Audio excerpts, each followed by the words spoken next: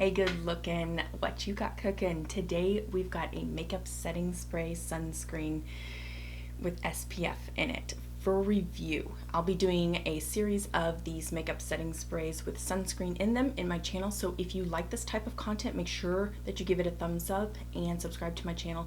Ring-a-ding that notification bell so that you can be notified every single time that I upload. If you're catching this after the series has already premiered, then I will already have a playlist, and so you can just go search for that playlist, or I'll probably just start linking the playlists in my description boxes and down below. All right, let's get into our first one. This is going to be a drugstore makeup setting spray with sunscreen. So this is actually just commercialized and advertised as a sunscreen, spray sunscreen.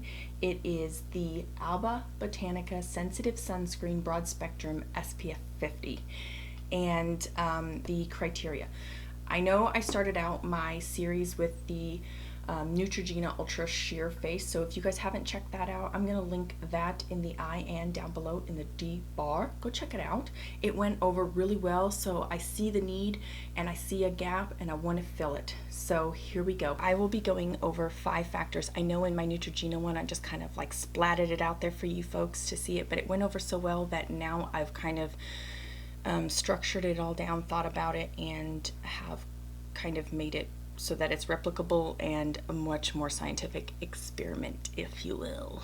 Okay, 5 categories. I'm going to be going over the cost, the ingredients, packaging, performance, and SPF. The most important is going to be, of course, the SPF. Dr. Dre, she put out a video recently about spray SPFs, and I'm going to link that in the D bar. I want you to go check it out.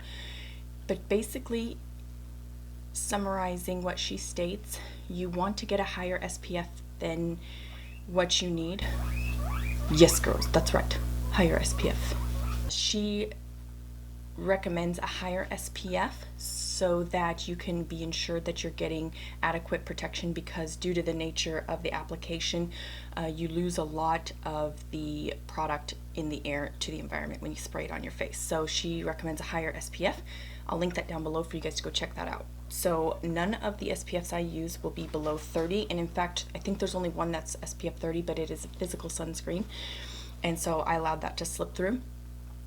But other than that, they're all well above 30 SPF, and they are all broad spectrum as well. Cost. For the cost, we'll be looking at the overall cost plus a breakdown of the cost per ounce, and that'll be useful for you guys to kind of know whether or not on a repurchase basis how that'll look for you. Overall cost for this drugstore Alba Botanica is $9.48. I got it at my Walmart, and the cost per ounce is $1.56. So it's well worth your money. And ingredients.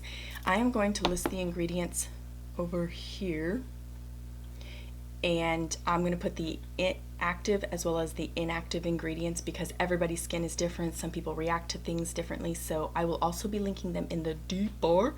So while you're watching this, you can go ahead and fine-tooth comb, check it out, see if there's anything that won't agree with your skin, because everybody's different. But I do want to point out that this is a chemical sunscreen, so it has Avobenzone, and in the reviews on Amazon I did see quite a few people having allergies to Avobenzone, which is our UVA protectant, if I'm not. This is drugstore friendly, so easily accessible. You can pick it up on your way to your favorite beach party, pool party, whatever, and that's kind of why I chose this.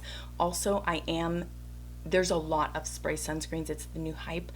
So I will say that to make it into my sunscreen episodes, you have to be fragrance free and oxybenzone and octinoxate free. There is going to be a couple that do have oxybenzone or octinoxate in it, which is not coral reef friendly, and oxybenzone has been proven to, not proven, but it has been clinically found to get into the bloodstream. So I don't want to review those types of products either, but unfortunately I learned that after purchasing these products. I'm able to give you guys a thorough review on this because I do a 3 to 5 day wear test of just the sunscreen by itself just to see how it wears and reapplies.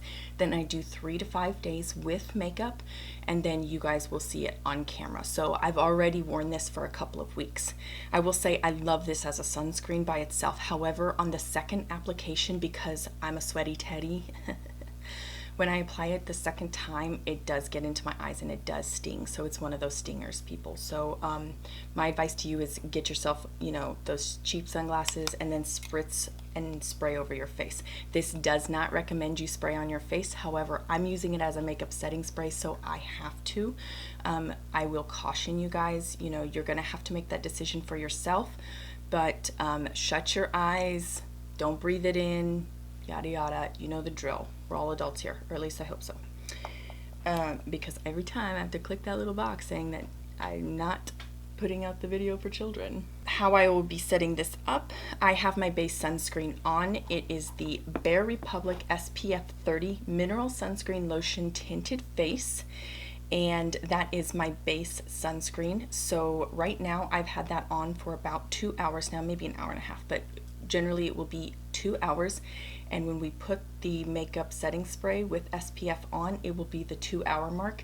And then I will again come back and do a check-in and then do another spritz. And so you guys will see how the makeup setting spray layers on top of itself. Okay, so you'll be getting a couple of different applications and wear tests and all that good jazz. On this particular one, I put this one through the ringer. I took it with us when we went on vacation. We went camping. So I have a couple pictures here that I'll put on screen for you guys so you can see how the makeup wore with the setting spray sunscreen. I will say this one has a lot of ingredients in it that are very oily, and I believe that the vehicle for the sunscreens, in order for it to stay on your skin and be kind of water resistant, is that it gives you an oil application. So that would make sense that this would look kind of oily, and I think the majority of my sunscreen setting sprays are going to be on the oilier side, but I do have a couple that advertise as matte or luminous finish. So we've got a wide variety here, folks.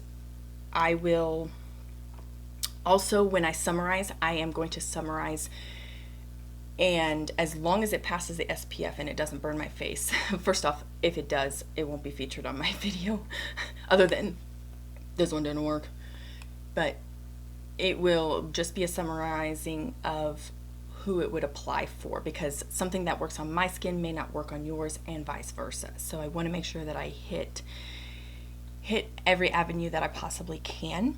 I flashed some pictures up on the screen so you can see how it wears. Very dewy, very, very dewy. And I will say this, the second application and even the third application pretty much puts you in the oily and beyond zone.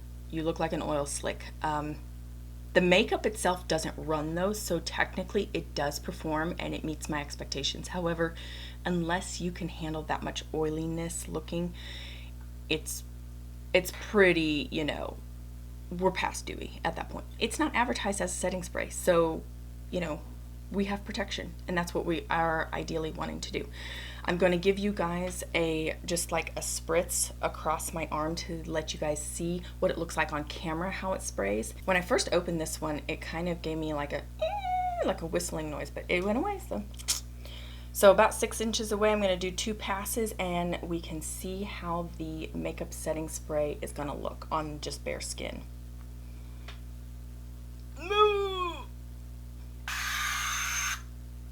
Okay. I'm going to give this a couple seconds to dry. That's about 30 seconds of drying time. It did do a little bit of running up in this region here, but I kind of did pat it down just for makeup sake, but that's kind of how it looks on the first application. It looks really good on the first application, folks. I'm going to show you that right now, and then we will come back. Well, you'll see it here in just a second, but I like to give 3 to 5 seconds, and I do like to put it about 6 to 10 inches away from the face.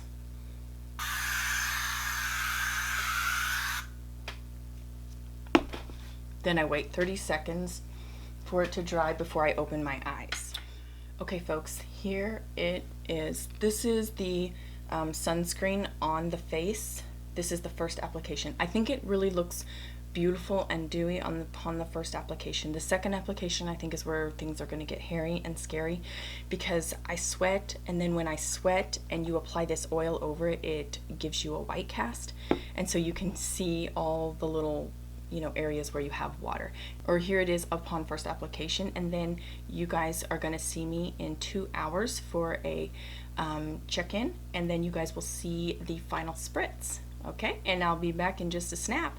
Okay, we are back, and this is the, let me be real honest with you, check-in time is closer to the 3-hour mark, just because I have a life, I had some stuff I had to do, so wasn't able to get here and do check-ins. If you guys are really worried about time constraints, I can use my phone and, you know, insert slots of videos that way, so leave a comment down below if that's something that you're more interested in, to see exactly at the 2-hour mark, or do you want to see real life Kendra make it happen?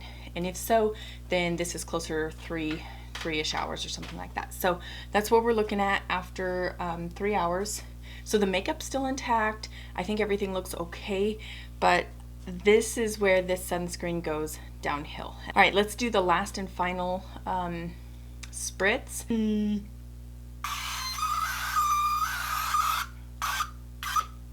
All right, everybody, here it is in all its glory.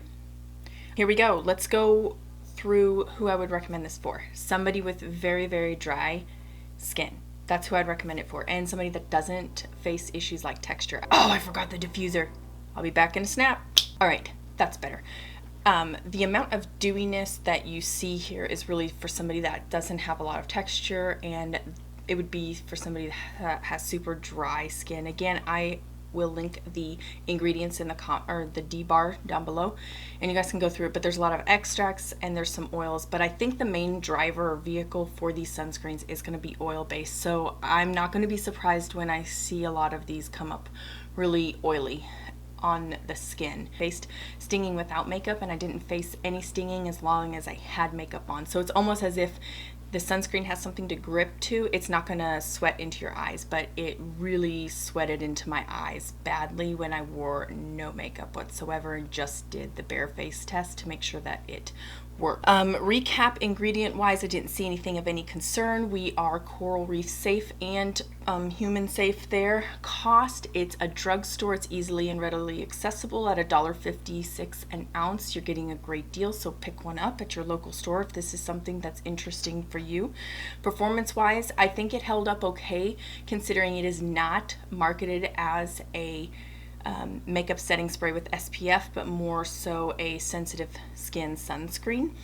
And lastly, the packaging. It is it comes in a spray can. It is recyclable. Let me know in the comments down below if you're planning on picking this up, or if you already have it and you're considering trying it.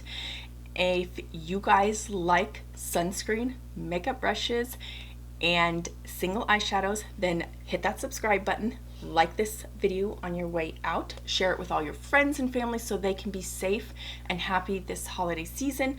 Oh my goodness, I forgot my ring light. That's probably why. Let me just, oh yeah, that's so much better.